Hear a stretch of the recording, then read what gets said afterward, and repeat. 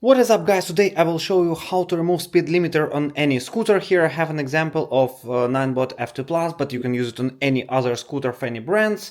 And here I have two apps actually that helps you to unlock your scooter, your any brand scooter. Here is Scooter Hacking Utility, that's the first app, and South Dash app, the second app. You can use one of them, no need to install two of them, so you can check which one is suitable for yours. Let's firstly start. So actually now it's 25 km per hour, the maximum speed. So let's open the South Dash app here and connect to the scooter.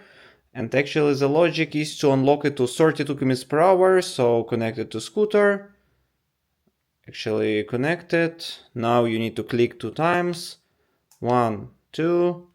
So it's connected. Then go to basic. And here you have unlock higher speed in speed mode.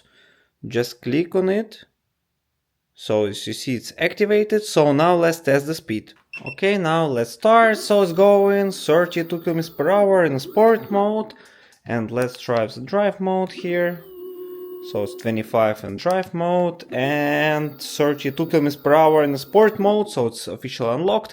Now let's check it out another app. On this app I click disable, disconnect, and let's use the scooter hacking utility here.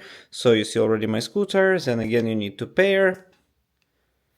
So you go to the tools, here you have in sport mode 25 km per hour. What you need to do is to put to 32 km per hour and let's test it out now. So just skip from parking mode, 32 km per hour in the sport mode, working well. So actually that's how fast you can unlock any scooter, increase the speed in 2025 and 2026 it will also work.